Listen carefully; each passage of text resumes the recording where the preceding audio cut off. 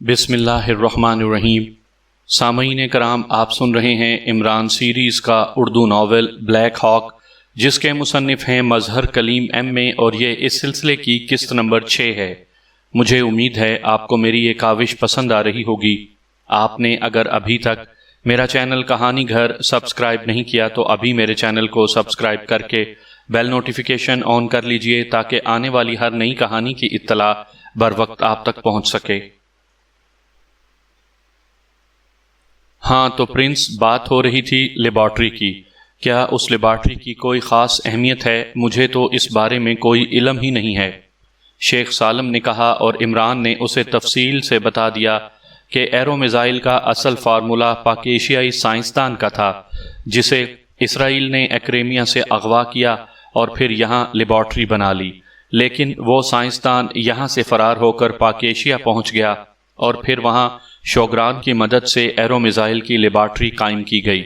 اسرائیل نے غیر متعلق تنظیموں کی مدد سے پاک ایشیا کی یہ لیبارٹری تباہ کرنے کی سازش کی، لیکن پاک ایشیا سیکرٹ سروس نے اسے تباہ ہونے سے بچا لیا، اور پھر پاک ایشیائی حکام نے طے کیا کہ جب تک اسرائیل کی ایرو میزائل لیبارٹری تباہ نہیں ہوگی، اسرائیل پاک ایشیا کی لیبارٹری کے خلاف سازشیں کرتا رہے گا، اور یہ بھی ہو سکتا ہے کہ وہ اس کا اینٹی میزائل بنا کر کافرستان کو سپلائی کر دے۔ اس طرح پاک ایشیا کا یہ اہم دفاعی ہتھیار ناکارہ ہو کر رہ جائے گا، اور اس بنا پر ہم یہاں اس لیبارٹری کو تباہ کرنے آئے ہیں۔ آپ نے ٹریس کر لیا ہے کہ یہ لیبارٹری کہاں ہے؟ شیخ سالم نے کہا۔ ہاں، گوام پہاڑی کے نیچے یہ لیبارٹری ہے، جبکہ اوپر ایئر فورس کا آپریشنل اسپاٹ بنا ہوا ہے اور اس کی حفاظت جیوش چینل کر رہی ہے، عمران نے جواب دیتے ہوئے کہا۔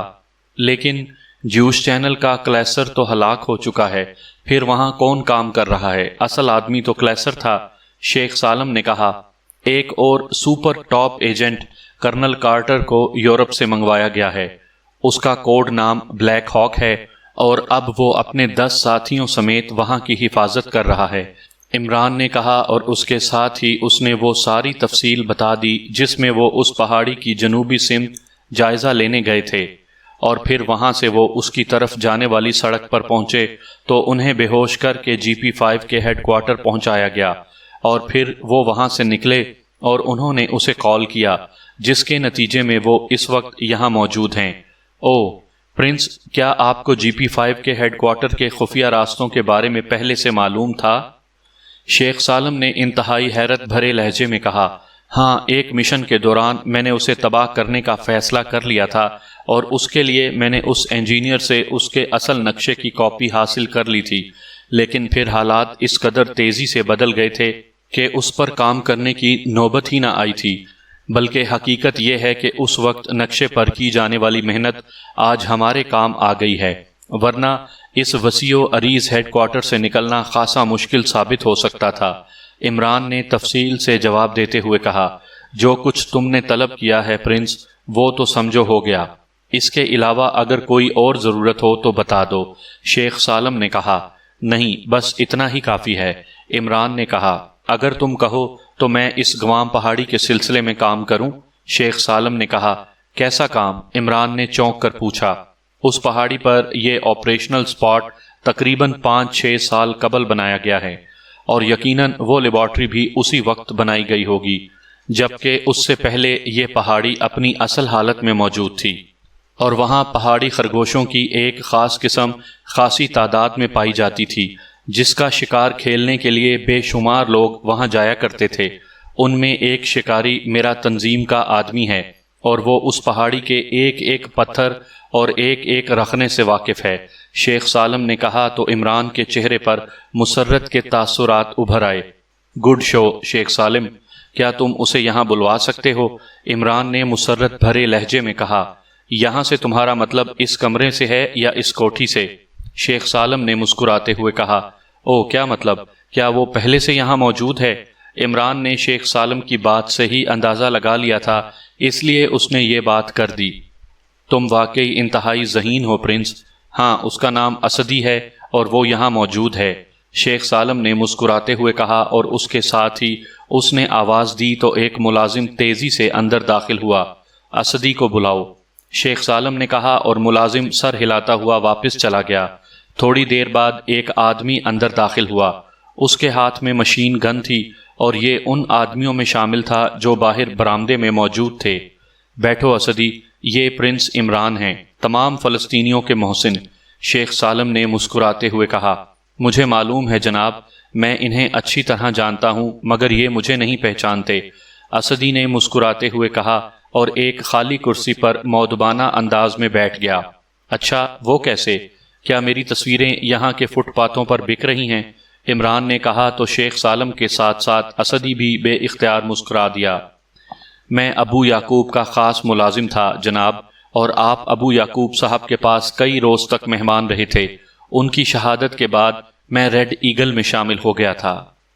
اسدی نے تفصیل بتاتے ہوئے کہا، او اچھا یہ بات ہے، پھر تم واقعی مجھے پہچانتے ہو گے۔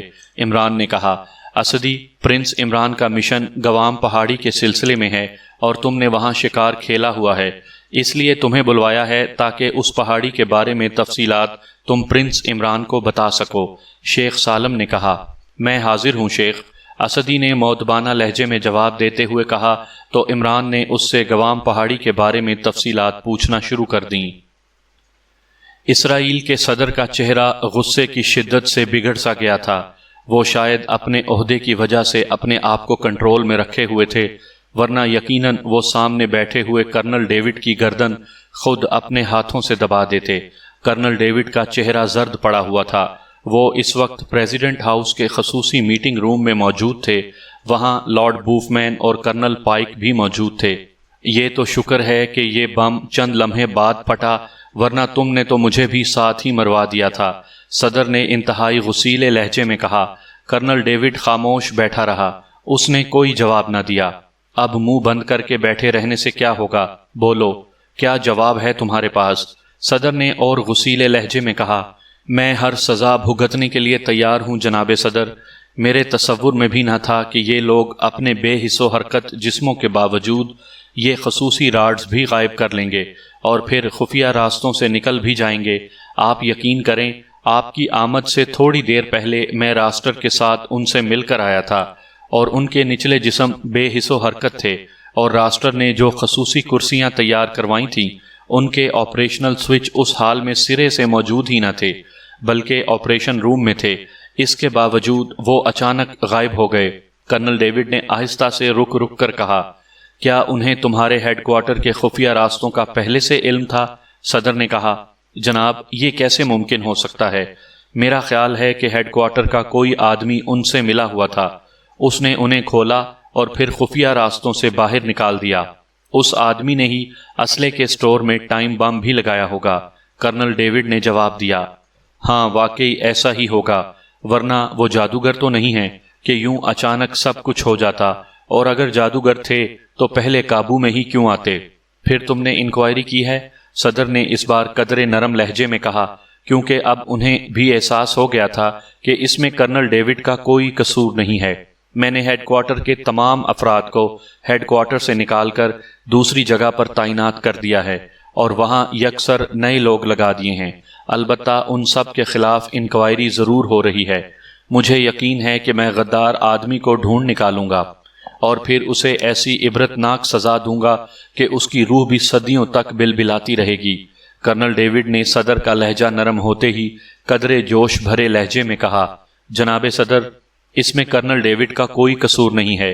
یہ لوگ واقعی جادوگروں کے سے انداز میں کام کرتے ہیں، اور کرنل ڈیوڈ نے ایک لحاظ سے تو انہیں واقعی بے بس کر دیا تھا، لیکن ان لوگوں کے شناخت ہونے اور آپ کے سامنے انہیں زندہ لانے کی وجہ سے دیر ہو گئی، اور انہیں بچ نکلنے اور GP5 ہیڈ کوارٹر کے ایک بڑے حصے کو تباہ کرنے کا موقع مل گیا۔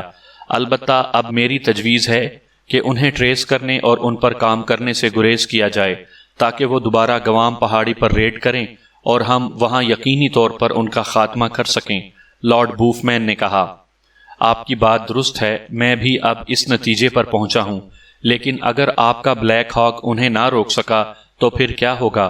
صدر نے ہونٹ چباتے ہوئے کہا، جناب وہاں کی صورتحال مکمل طور پر ہماری گرفت میں ہے۔ وہاں اول تو وہ لوگ زندہ سلامت پہنچ ہی نہیں سکتے، اور اگر پہنچ جائیں تو زندہ سلامت واپس نہیں آ سکیں گے۔ جہاں تک بلیک ہاک کا تعلق ہے تو وہ تو ان سے دو دو ہاتھ کرنے کے لیے انتہائی بے چین ہو رہا ہے۔ لارڈ نے جواب دیا، آپ کیا کہتے ہیں کرنل پائک؟ صدر نے خاموش بیٹھے ہوئے کرنل پائک سے مخاطب ہو کر کہا، جناب میں کیا کہہ سکتا ہوں، میں تو ان ٹارگٹس کی حفاظت کر رہا ہوں جن کی ذمہ داری مجھے سونپی گئی ہے۔ ویسے لارڈ صاحب درست کہہ رہے ہیں، ان کا اصل ٹارگٹ بہرحال لیبارٹری ہے۔ ان کے لیے جو ٹریپ بچھایا جائے وہیں بچھایا جائے، اس طرح ان کی موت یقینی ہو جائے گی۔ کرنل پائک نے کہا، اوکے ٹھیک ہے، تو پھر میرا حکم سن لو۔ اب جی پی 5 اور ریڈ اتھارٹی دونوں خاموش رہیں گی اور صرف جیوس چینل ان کے خلاف کام کرے گی، صدر نے کہا، اور اس کے ساتھ ہی وہ اٹھ کھڑے ہوئے اور ان کے اٹھتے ہی کرنل ڈیوڈ، کرنل پائک اور لارڈ بوف مین بھی اٹھ کر کھڑے ہو گئے۔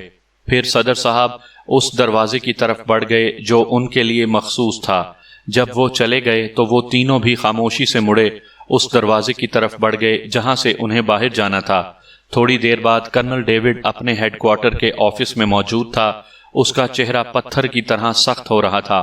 جس قدر بے عزتی اور توہین اس کی آج ہوئی تھی اتنی شاید اس کی پوری زندگی میں پہلے کبھی نہ ہوئی تھی، لیکن وہ بے بس اور مجبور تھا۔ عمران اور اس کے ساتھی جس انداز میں غائب ہوئے تھے اور جس طرح اس کے ہیڈ کوارٹر کا ایک بڑا حصہ تباہ ہو گیا تھا، اس نے واقعی اسے بے بس کر دیا تھا۔ راسٹر بھی زخمی ہو کر ہسپتال پہنچا ہوا تھا، اور جس انداز میں وہ زخمی ہوا تھا اگر وہ بچ بھی جاتا تو اب اس کا فیلڈ میں کام کرنا ناممکن تھا۔ اس لیے کرنل ڈیوڈ کو اس سے کوئی دلچسپی نہ رہی تھی۔ وہ اب بیٹھا سوچ رہا تھا کہ اسے اپنی ساکھ بحال کرنے کے لیے ہر صورت میں کوئی ایسا اقدام کرنا چاہیے جس سے صدر کی نظروں میں اس کی اہمیت دوبارہ بڑھ جائے، ورنہ جو صورتحال اسے نظر آ رہی تھی، اگر اس صورتحال میں جیوس چینل عمران اور اس کے ساتھیوں کا خاتمہ کرنے میں کامیاب ہو گئی تو پھر یقیناً جی پی 5 کو بھی جیوس چینل میں مدغم کر دیا جائے گا، اور کرنل ڈیوڈ کو بھی لارڈ بوف مین کی ماتحتی میں کام کرنے پر مجبور ہونا پڑے گا، اور یہ بات اسے کسی صورت بھی منظور نہ تھی۔ وہ بیٹھا سوچ رہا تھا کہ اچانک اس کے ذہن میں ایک خیال بجلی کے کوندے کی طرح لپکا اور وہ بے اختیار چونک پڑا۔ اس نے جلدی سے سامنے پڑے ہوئے فون کا ریسیور اٹھایا اور فون پیس کے نیچے لگا ہوا بٹن پریس کر کے اس نے اسے ڈائریکٹ کیا اور پھر نمبر پریس کرنے شروع کر دیے۔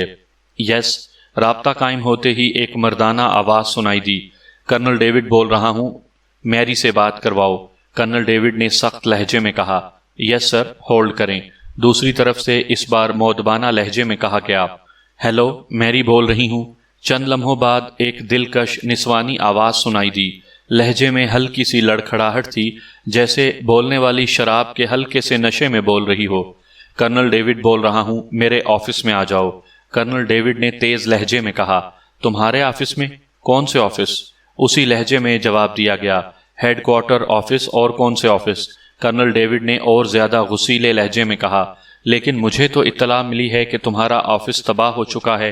میری نے کہا، ہیڈ کوارٹر کا ایک حصہ تباہ ہوا ہے، پورا ہیڈ کوارٹر نہیں۔ کرنل ڈیوڈ نے کہا، اچھا، میں آ رہی ہوں۔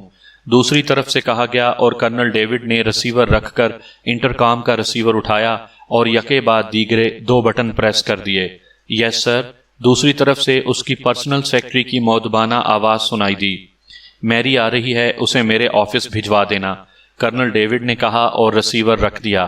پھر تقریباً آدھے گھنٹے بعد دروازہ کھلا اور ایک نوجوان لڑکی جس نے جینز اور پھولدار شرٹ پہن رکھی تھی اندر داخل ہوئی۔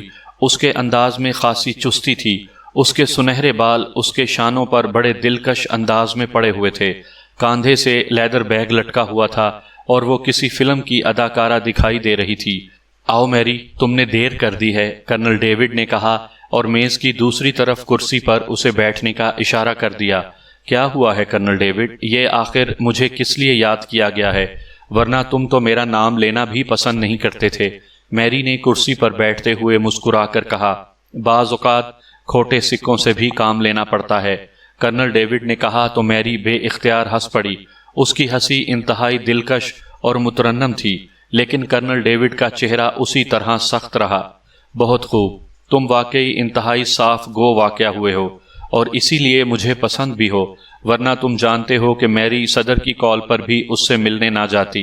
میری نے مسکراتے ہوئے کہا، سنو میری، میں اس وقت اپنی زندگی کے انتہائی مشکل مرحلے سے گزر رہا ہوں۔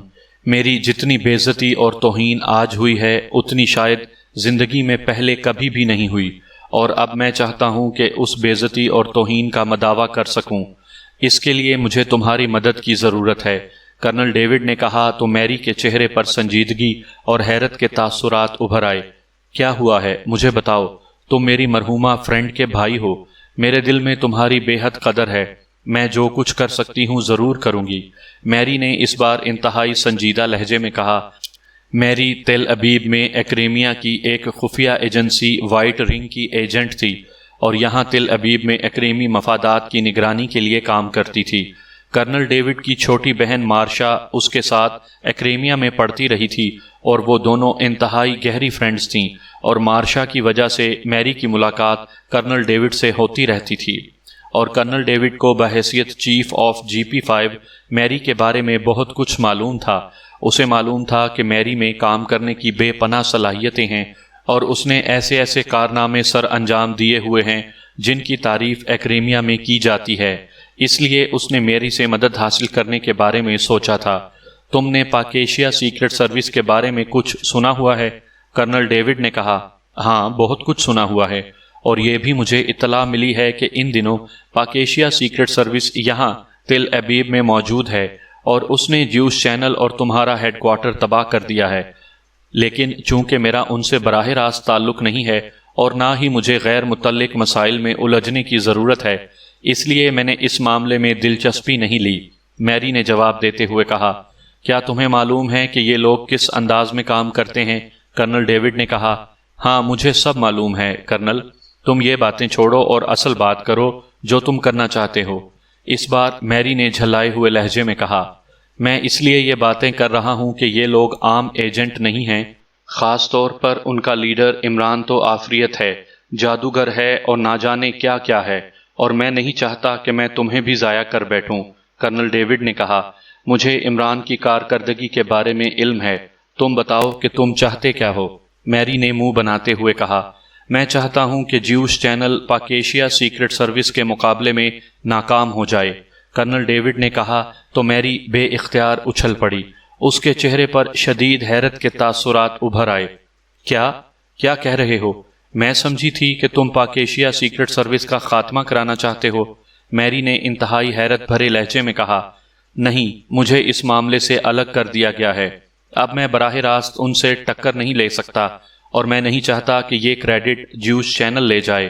کرنل ڈیوڈ نے کہا تو میری نے بے اختیار ایک طویل سانس لے لیا۔ تو پھر اس معاملے میں مجھے بتاؤ کہ میں کیا کر سکتی ہوں؟ میری نے کہا۔ کرنل کارٹر کو تم اچھی طرح جانتی ہو، اور وہ بھی تمہیں جانتا ہے، اور کرنل کارٹر اس وقت لارڈ بوفمین کا رائٹ ہینڈ بنا ہوا ہے، اور میں چاہتا ہوں کہ تم کرنل کارٹر کے ساتھ کوئی ایسا کھیل کھیلو کہ وہ پاک ایشیا سیکرٹ سروس کے مقابلے میں ناکام ہو جائے۔ کرنل ڈیوڈ نے کہا۔ ایسا ممکن ہی نہیں ہے کرنل ڈیوڈ۔ بلیک ہاک انتہائی خطرناک حد تک ذہین آدمی ہے۔ وہ ایسا آدمی ہے کہ وہ کسی صورت بھی عمران اور اس کے ساتھیوں سے شکست نہیں کھائے گا، بلکہ تم دیکھنا کہ یہ لوگ اس سے شکست کھا جائیں گے۔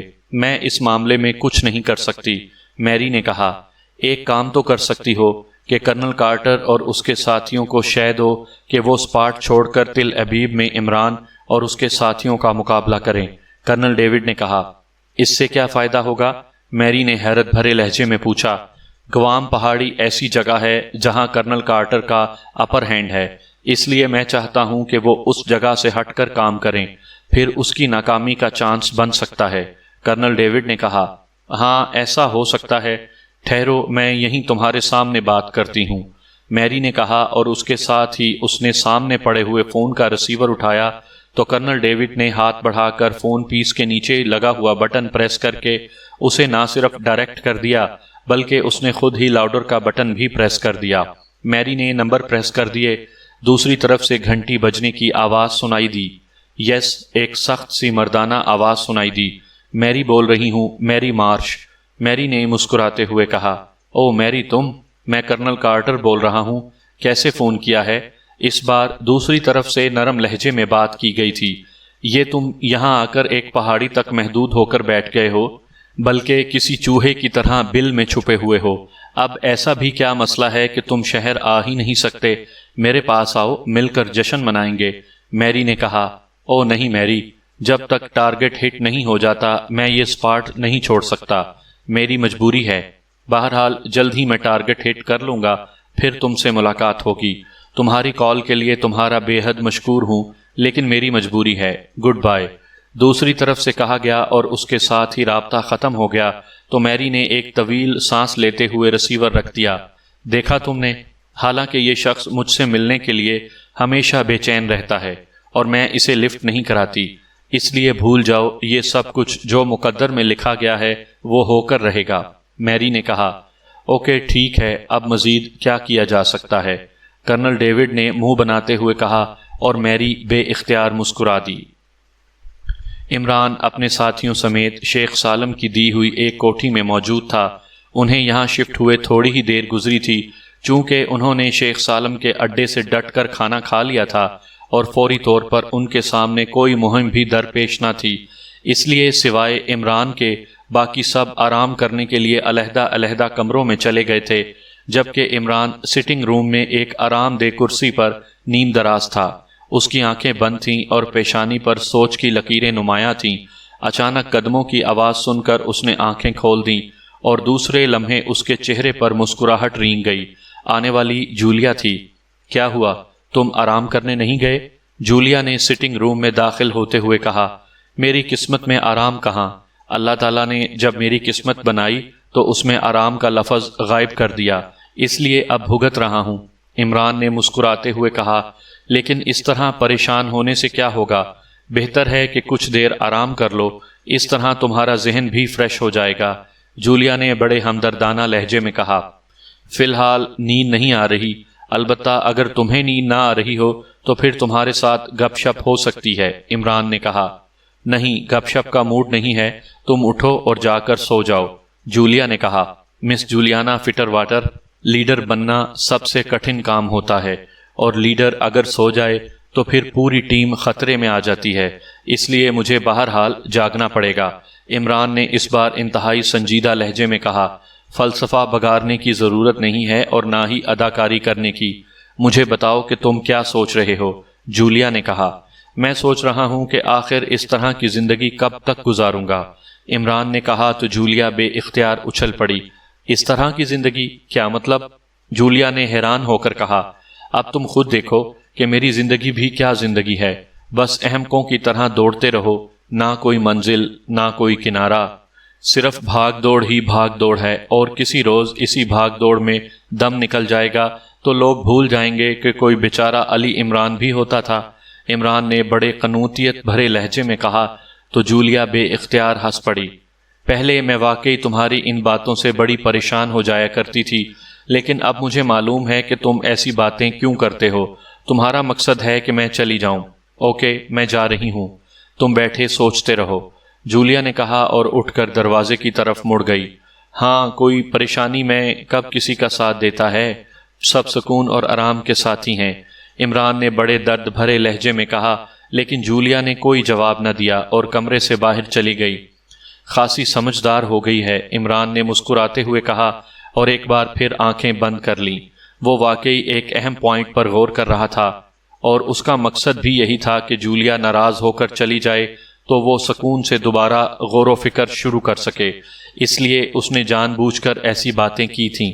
لیکن تھوڑی دیر بعد اچانک قدموں کی آوازیں دوبارہ سنائی دیں تو اس بار عمران بے اختیار چونک پڑا۔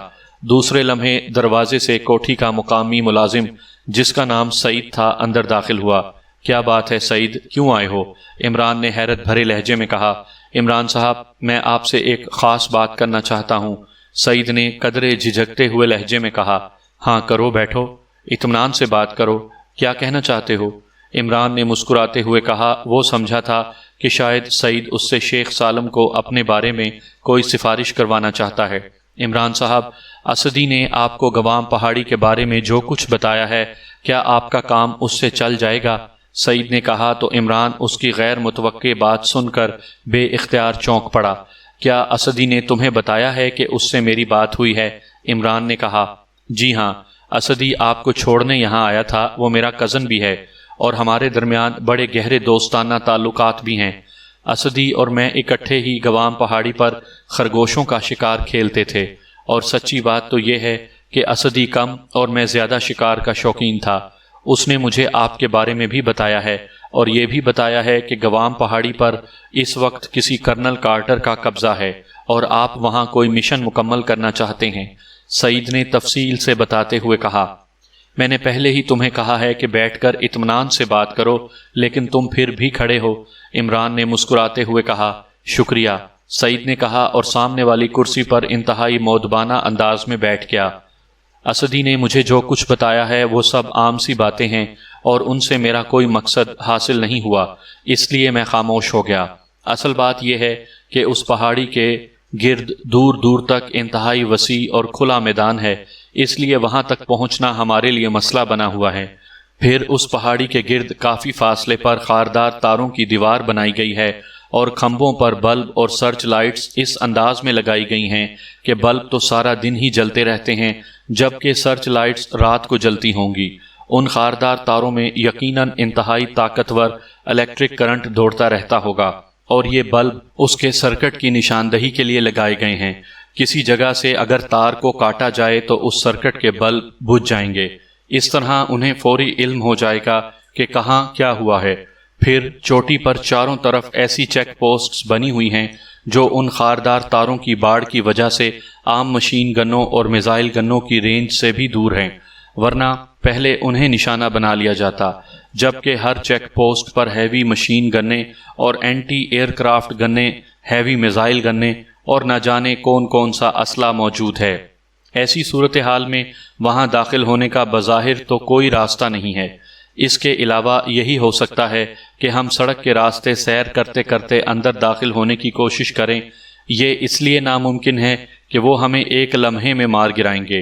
میں دراصل چاہتا تھا کہ شاید پہاڑی میں کوئی ایسی سرنگ یا کریک کا پتہ اسدی بتا دے جو ان خاردار تاروں کی باڑ کے باہر سے شروع ہو کر اندر پہاڑی میں کہیں نکلتی ہو، لیکن وہ کوئی ایسی بات نہیں بتا سکا۔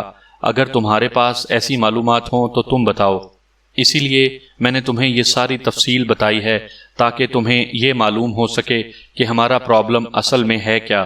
عمران نے کہا، آپ کی مہربانی ہے جناب کہ آپ نے مجھے یہ سب کچھ بتایا ہے۔ اسدی نے درست کہا ہے، ایسا کوئی کریک یا ایسی کوئی سرنگ وہاں واقعی موجود نہیں ہے۔ اگر ہے بھی صحیح تو پہاڑی کے دامن میں ہے۔ خارداریں تو پہاڑی سے کافی فاصلے پر ہیں، لیکن کیا آپ ہیلی کاپٹر کی مدد سے وہاں نہیں پہنچ سکتے؟ سعید نے کہا تو عمران بے اختیار مسکرا دیا۔ وہ ہیلی کاپٹر کو صحیح سلامت وہاں تک پہنچنے ہی نہ دیں گے۔ عمران نے مسکراتے ہوئے کہا، رات کو آپ ہوائی جہاز سے پیراشوٹ باندھ کر نیچے اتر جائیں۔ سعید نے ایک اور تجویز پیش کرتے ہوئے کہا، او نہیں، ایسا ممکن نہیں ہے۔ اس سارے علاقے کو نان ایئر کراس قرار دیا جا چکا ہے، وہاں سے جہاز گزر ہی نہیں سکتا، اور اگر کوئی گزرنے کی کوشش کرے گا تو فضا میں ہی مار گرایا جائے گا، اور پھر پیراشوٹ سے نیچے کودنا تو سب سے بڑا احمقانہ اقدام ہوگا۔ وہ لوگ اطمینان سے نیچے سے فائر کھول دیں گے۔ تمہاری مہربانی، تم جاؤ، میں خود ہی کوئی طریقہ سوچ لوں گا۔ عمران نے مسکراتے ہوئے کہا، پھر جناب ایک ہی صورت ہے کہ آپ مشینی کائٹ کی مدد سے وہاں پہنچیں۔ 2 روز بعد اس کا بہترین موقع آ رہا ہے۔ سعید نے کہا تو عمران بے اختیار اچھل پڑا۔ مشینی کائٹ؟ کیا مطلب؟ میں سمجھا نہیں تمہاری بات۔ عمران نے حیرت بھرے لہجے میں کہا، جناب 2 روز بعد اسرائیل میں کائٹ فیسٹیول ہے، اور اس روز پورے اسرائیل میں ہر جگہ آپ کو کائٹس اڑتی ہوئی نظر آئیں گی، اور ان میں مشینی کائٹ بھی شامل ہوگی، اور گوام پہاڑی کے شمالی میدان میں تو بہت بڑا میلہ لگتا ہے۔ سعید نے مسکراتے ہوئے کہا، او، ہمارے پاکیشیا میں بھی پتنگ بازی کا میلہ لگتا ہے جسے بسنت کا میلہ کہا جاتا ہے، لیکن یہ مشین کائٹ کا کیا مطلب ہوا؟ تمہاری یہ بات میری سمجھ میں نہیں آئی۔ عمران نے کہا، جناب گزشتہ سال ایک آدمی نے مشینی کائٹ اڑائی تھی جس نے پورا میلہ لوٹ لیا تھا، لیکن بعد میں چیکنگ ہوئی تو اس کا پتہ چل گیا اور پھر اسے سزا دی گئی، اور آئندہ کے لیے مشینی کائٹ اڑانے پر پابندی لگا دی گئی۔ لیکن آپ نے کائٹروں سے مقابلہ تو نہیں کرنا، آپ نے تو اپنا کام کرنا ہے، اور یہ کام رات کو بڑی آسانی سے ہو سکتا ہے کیونکہ سرچ لائٹس سامنے رہیں گی جبکہ کائٹس آسمان پر اڑ رہی ہوں گی، اور ان لوگوں کے وہم و گمان میں بھی نہ ہوگا کہ کائٹس کی شکل میں آپ وہاں پہنچ سکتے ہیں۔ سعید نے مسکراتے ہوئے کہا، تمہاری بات درست ہے، لیکن پہلے تم اس مشینی کائٹ کا تو تعارف کراؤ۔ عمران نے کہا، جناب آپ نے دیکھا ہوگا کہ لڑکے اپنے چھوٹے چھوٹے جہاز بنا کر انہیں ریموٹ کنٹرول کی مدد سے اڑاتے ہیں، اور یہ مشغلہ پوری دنیا میں پھیل چکا ہے۔ یہاں تل ابیب میں کائٹس میلے میں ایسے میٹیریل کی پتنگیں بنائی جاتی ہیں کہ وہ پتنگ کے ساتھ ساتھ چھوٹا سا جہاز بن جاتی ہیں، جن کی دو قسمیں ہوتی ہیں۔ ایک میں صرف کمپیوٹر مشین فٹ ہوتی ہے جسے ریموٹ کنٹرول کے ذریعے اڑایا جاتا ہے۔